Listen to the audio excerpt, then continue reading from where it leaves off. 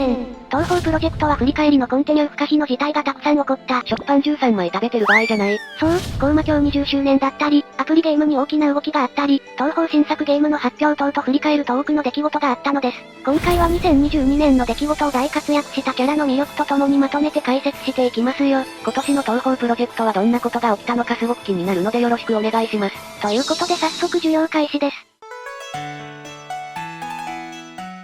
それではまずはじめに紹介する、今年活躍したキャラは、レミリア・スカーレットです。このお方は間違いないでしょう。まず7年前にリリースされたスカーレット警察の月頭パトロール24時が TikTok で急激に人気になったのです。あたいの足技見さらせやだよな。あのダンスバトルのミュージックビデオが7年前とは思えないぜ。スカーレット警察はイオシスさんを象徴する代表曲でしょう。北海道札幌市に拠点を置く同人音楽サークルで、活動開始は1998年10月10日と非常に長らく活動していますよ。まさに東宝プロジェクトの同人サークルのレジェンドといったところだな。こちらスカーレット警察は2015年5月10日の白麗神社例大祭で頒布された、幻想郷電波エキスポ、イオシス東宝コンピレーションボル23を初出とする曲です。サウンドボルテックスの公募コンテストにおいて採用された対応はやめて僕らのスカーレット警察に続く、スカーレット警察シリーズの第2弾として手掛けられた曲でもありますよ。へえ、スカーレット警察シリーズの第2弾だったんだ。内容としては東宝プロジェクトに登場する悪魔の住む館と言われる高魔館の主人レミリア・スカーレットが警察署長となって、ナイフという署員らと共に、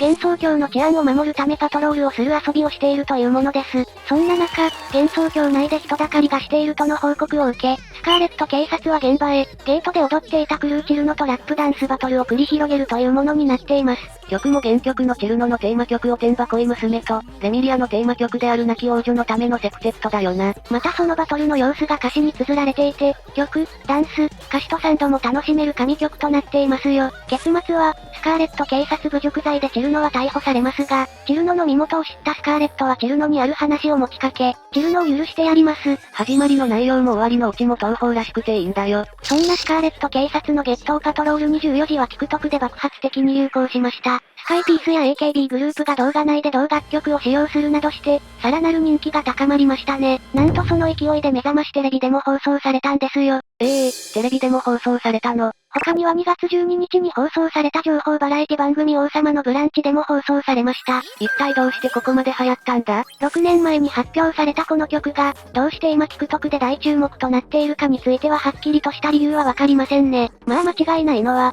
テンポの良さと踊りやすさが TikTok 向きだったので人気を集めた理由でしょう。曲調もコミカルで、ダンスで表現しやすいし、インパクトのある歌詞が人気の理由につながってそうだぜ。今や1358万再生されていて、楽曲公開から数年越しでの大ブレイクという、珍しい現象を巻き起こしました。レミリア署長とチルノのダンスバトルが再び蘇るとは。あともう一つの大きな理由として考えられるのは、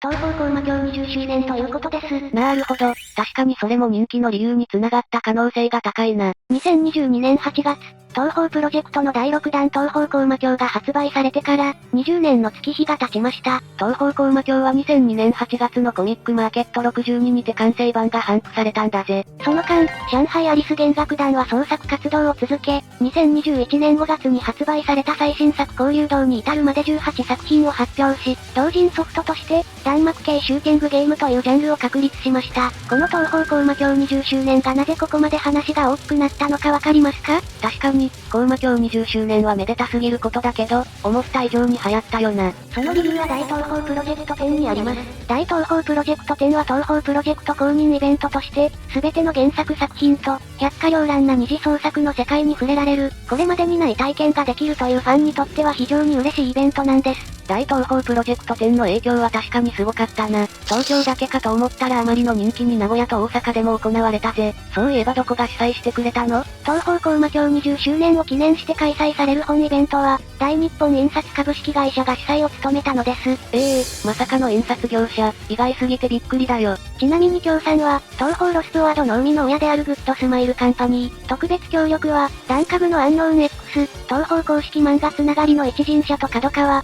そして制作者ずん氏の元いた台頭となっていますよ。いやー、これは豪華すぎるな。それにしてもどうして日本印刷株式会社が務めたの？企画担当の池田氏によると、次男が中学2年生になり仕事柄、若年層のトレンドがビジネスに結びつと考えて、次男にお金を出していくとしたら、どの作品の企画展がいいかと聞いたところ、東宝プロジェクトか5等分の花嫁だったようです。そして池田氏も非常に興味が湧いたそうで、東宝プロジェクト展をすることに決意したようですよ。息子さんナイスすぎだぜ。大東宝プロジェクト展の内容としては、VR 画廊や XR 技術によるキャラガイド、コウマ館のジオラマ展示など、様々な企画が展開される展示会となっていました。また東宝コウマ峡の舞台となったコウマ館をかつてないスケールで再現した模型があったりとファンにとって嬉しすぎる要素が、さらにズン氏の制作絵も見られるという衝撃の展示もされていました。ズンさんの制作絵はあまりにも貴重すぎるからそこでの混雑がやばかった。このように東宝コウマ峡のラスボスであるレミリア・スカーレットは、展示会や大人気 SNS で東宝プロジェクトを大いに盛り上げてくれたのですよ。これは2022年大活躍キャラにレミリアが入るのは必然的だぜ。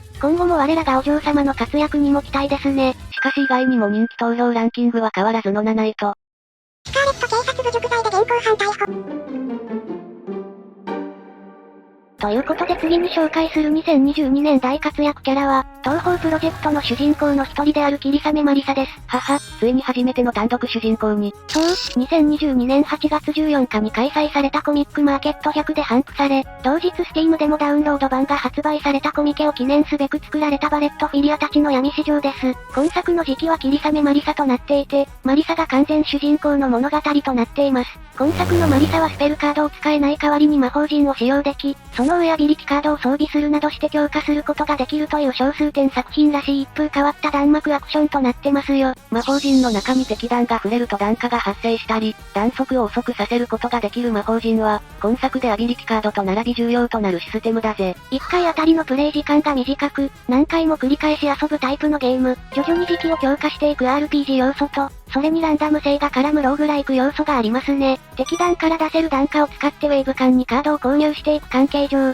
敵を残しておくべき場合もあります。ステージに入る前に戦略を練ったりと、なかなか頭を使うゲームでもあるよな。ボス戦ウェーブではボスがランダムに選ばれ、決まった内容の通常攻撃プラススペルカード1、2枚を繰り出してきます。特に後半の市場では魔法陣やアビリティカードの底力を前提とした激ムズな弾幕が多数用意されているのですよ。この作品はズンさんも難しいと言っていたしな。スペルプラクティスなどはないので、何度もそのステージを駆け巡ることになりますよ。しかしクリアした時の達成感はマスタースパークで敵をなぎ払うぐらいの爽快感があるのでとても楽しいですよ。なお、今作ハマスパ使いません。話の内容としてはマリサが闇市場で弾幕ごっことカード収集を繰り返しながら、異変の調査を進めていくというもの。闇市場では弾化と呼ばれる、弾幕から生み出される通貨によって、冒険に役立つアビリティカードが取引されているのです。そしてこの弾化の裏設定があまりにも恐ろしいものになっているんだよな。気になる方は後でこちらを見るといいぜ。また曲もマリサらしい曲となっていますね。特にマリサらしさを感じさせられるのは、タイトルのコレクターの憂鬱な午後と序盤の道中曲であるワクワクする見慣れた幻想郷。タイトル曲は出かける前に雨が降っている感じで作られているようで、かなりしっとりした曲なんだぜ。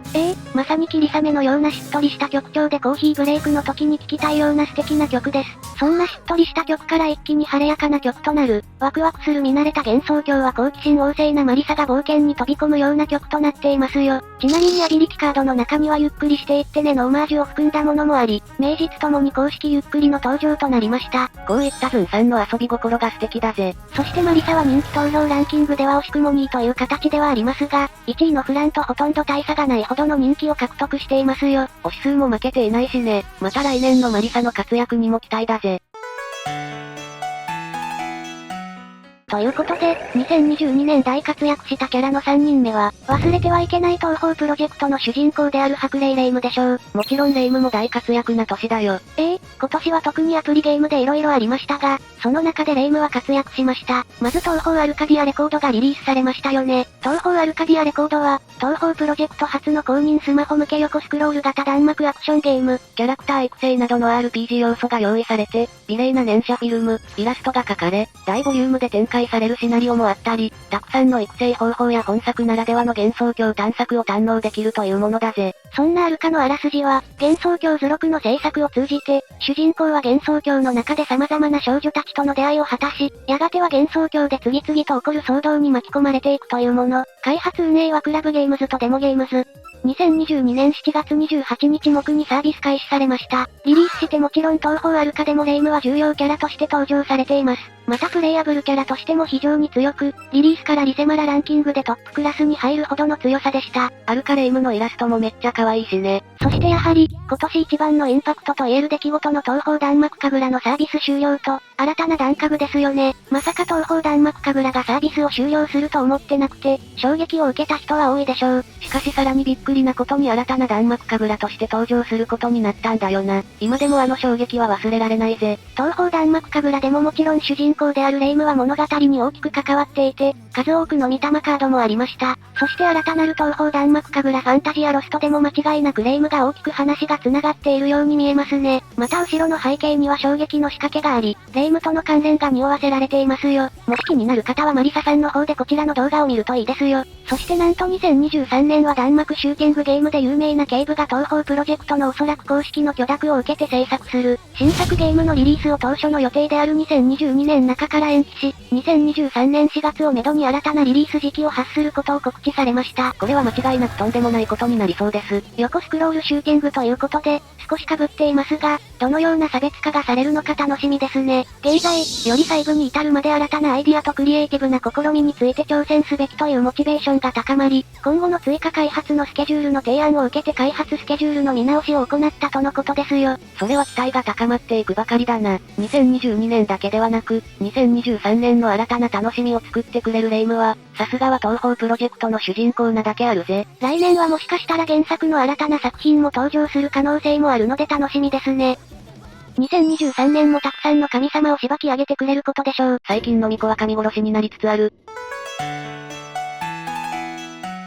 さてさて、2022年大活躍したキャラ4人目は最近登場したキャラの東鉄ユーマです。ユーマは最近出たキャラクターにもかかわらず大人気のキャラクターだよな。彼女が登場したのは東方プロジェクトの第 17.5 弾となる公式作品の東方強欲異分。ユーマはその東方強欲異分のラスボスを務めて、非常にいろんな仕事を成し遂げてくれたのです。まず彼女の詳細としては畜生界の4大組織の一つ、強欲同盟の同盟長で大鷲霊を統括しています。部下からはものすごい信頼を得ているんだよな。そう、賢く冷静で無敵に等しい能力を持っていて、頼りになるボスとして部下からは慕われています。強欲同盟のモットーは漁夫の利であり、徒党を組んで派手に動くようなことはせず、その時が熟した時に楽して全てを奪おうと画策する、弱肉強食の畜生界では異質の組織です。脅迫、怪獣、表面的な協力、撤退、それらが全て失敗した場合に飲み始めて敵との全面戦争を選択するという、こわもてとは違って戦いは望まない主義。これは元ネタの東鉄のやり方から来ているものだと思われるぜ。黄昏フロンティアの制作によるゲーム作品で、2019年10月4日のツイートでそして制作者の一人である海原イルカ氏によれば 17.5 となる公式作とのこと。コロちゃんの影響もあって、第18弾交流道よりも後発で登場したんだぜ。しかし東方プロジェクト原作者のズンさんも、東方プロジェクト第 17.5 弾ですとのことなので注意してくださいね。全体のタイトルとしては、東方強欲異分水没した珍州地獄。グラフィックは暴月賞小説版の時雨さんが務めたのです。時雨さんのイラストは水彩風なのが特徴で、今回の東方強欲異分と相性が抜群だったよ。バトル立ち絵でも非常にかっこいいものとなっていて、時雨さんのセンスの高さがわかります。東方強欲異分は謎の黒い水の発生源を探し、立ちふさがるライバルを撃破し幻想郷の地下へと進んでいくアクションゲーム。選んだ主人公によって異なる操作や特性を活かしていくことが攻略の肝となるのです。キャラクターによってだいぶ操作の仕方が変わっていて飽きが一切ない作品だったよ。特に村佐船長の操作難度が高く苦しみられた人は多いでしょう。無理だったのでイージー出るまで待ちました。そして今作の魅力は弾幕を打ち破るグレイズアクション。敵が繰り出してくる膨大な弾幕には、攻撃や移動で自らぶつかっていくことで崩すグレイズが可能。抜ける隙間もない弾幕に穴を開け、安全地帯を作り、動き回ることで美しく回避することが可能となっていますよ。そんな東方強欲異分のラスボスである東鉄ユーマ、どう見てもラスボス感たっぷりで乱暴そうな雰囲気に見えますが、非常に利口で想像以上に優しい。それでいて最強。マリサ相手に手加減で余裕で勝つという凶悪っぷりにもかかわらず、部下からは慕われていて意外と話のわかるキャラなのです。また先ほど賢いと言ったのですが、彼女は何でも吸収する程度の能力を持ち、有機体無機体問わず、何でも丸飲みし食べれることができるのです。この能力さえあれば、動物霊たちが太刀打ちできなかった実体を持つ埴輪兵団も実は難なく対処できた可能性が高いです。景気をあえて放置して畜生界に混乱をもたらすことで注目をそちらに集め、自身はひっそりと単独で血の池地獄を狙うあたりに東鉄の賢さが垣間見えます。なるほど、それで東鉄ユーマは一人血の池地獄に行っていたのか。このように強くて賢く、他人にありがとうと言える忠実性も持ったユーマは、第18回東宝プロジェクト人気投票で初参加にもかかわらず53位という大人気キャラクターの仲間入りを果たしました。嘘だろ、あの天使のメスガキキャラ司の初見55位を超えるの？これがどれくらいすごいかというと古参キャラクターの小悪魔や、二次創作で使いやすさ抜群のケイネ先生が後ろにいるほど、古参キャラクターをいきなり抜いていくのはすごいぜ。あのビートマリオさんも東鉄のキャラクター性に気に入ってましたしね。人気に繋がった理由としては、先ほど言ったような強くて頼れるところはもちろん、元ネタである東鉄及び羊を擬人化したような外見のキャラクターデザインで、ギザギザの歯や横長の瞳孔など、これまでの東宝キャラでは見られなかった、今時風キャラで幻想的外見という特徴を持っているところですね。また今年の東宝強力異分の追加ストーリーでプレイヤブルキャラクターとなって、さらにフランドールや沖縄との絡みが見れたからもっと人気が繋がっていくだろうな。そう、東宝プロジェクトにとって非常に重要キャラである沖縄との絡みで、沖縄の能力の詳細も聞き出したことが偉いですね。またフランドールの強さを教えてくれる素晴らしい活躍。これだけでも十分すぎる功績ですが、漫画作品との関連も匂わせられます。漫画、東方地霊記伝で最近登場した宮出口水地との関連性や、東方水鳥化との関連性もあると思われますね。関連性はたくさんあるけど、すべての作品は水と関係があるよね。このように2023年に話が動きそうな漫画作品との関連性も作った東鉄は、間違いなく今年大活躍したキャラでしょう。今後の二次創作で際どくなるイラストにも注目です。肩出しで吸引力が強いとか最高に楽しみです。さて、ラストに紹介するのは今年一番活躍したであろう東宝キャラは、悪魔の妹、フランドール・スカーレットです。今年はフランドール祭りだったぜ。彼女の活躍としてはやはり人気投票ランキング、今年の18回では51,652票がありました。ちなみに17回投票数40,363票となっていて、2022年はなんといつもよりも1万投票分も多く入れられました。ほう、急激に増えたな。理由としては、東宝ステーションとのコラボによる告知の増加、Twitter または Google のアカウントでログインして投票できるようになり参加ハードルが低下したこと、東宝プロジェクトのアプリゲームが充実してきたことなどが挙げられますね。そんなたくさんの人気投票数の中で2022年は、ついにフランドールが1位となったのです。フランドールが人気投票で1位を獲得するのは今回が初なんだよな。さらにすごいのが音楽部門では UNO 縁は彼女なのかが、作品部門では東方高魔教がそれぞれ1位を獲得していて、フランドールによる3冠達成ともなっています。まあ東方高魔教は毎回1位で、UNO 縁は彼女なのかも大体1位となっていますが、フランは今回が初の1位、それどころか第17回までの最高順位が5位という中での快挙となりました。それにしてもどうしてここまでフランの順位が上がったの？結構色々ありますが、大きな理由として挙げられそうなのは、東方強力異分でプレイヤブルキャラクターに抜擢され、ストーリー上でも重要な役割を果たした点でしょう。確かにフランはプレイヤブルキャラとして強すぎたしな。ちなみに同じく東方強力異分で活躍した我らがかなこ様は